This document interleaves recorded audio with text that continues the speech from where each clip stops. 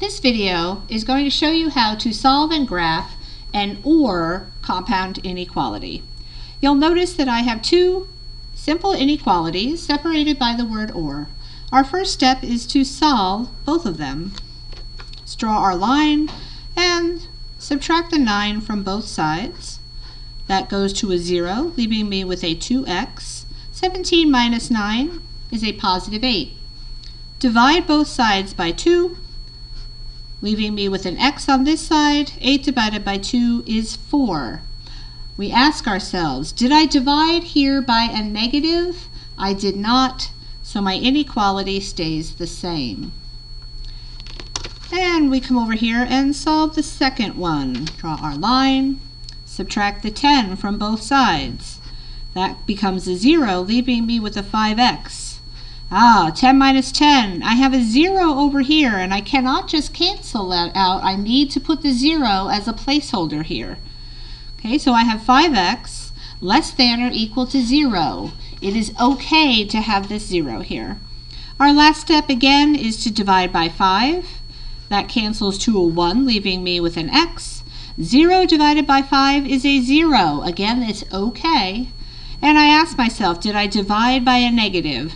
I did not, so I don't flip this inequality either. Okay, now that I have solved our two inequalities, I'm going to put them on the number line.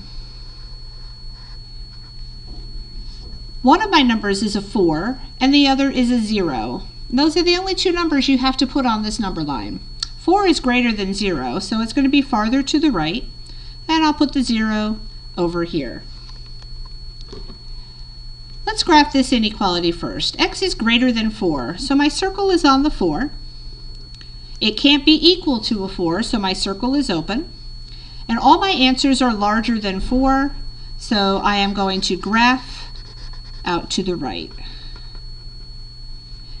That one's done. Let's graph this one. My circle is going to go on the 0. This time it can be equal to 0, so I'm going to shade this in. And I'm looking for all the x values that are less than or equal to 0. Less than, L for less than, L for left. We're going to graph on this side. Okay. If you notice this word OR, my answers are x is greater than 4 or x is less than or equal to 0. Nothing in the middle here works. The word OR makes us think about oars on a boat. Think about oars on a boat. If I have a little man sitting here rowing away, you can see how these look like oars. They go out to the side. That's an easy way to remember how this graph should look. The last piece we need to do is interval notation.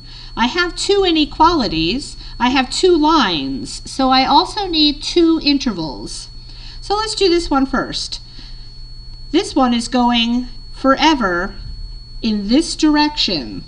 So it's coming from a negative infinity direction, and those get parentheses, and it stops at 0.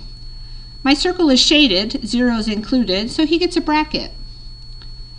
Or I can start up again at 4, and the 4 is not included, it's an open circle, so that's a parenthesis. And this is going forever in a positive infinity direction. And again, infinities get parentheses.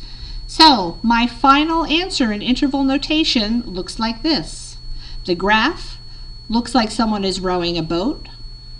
And I have two set notation answers here as well.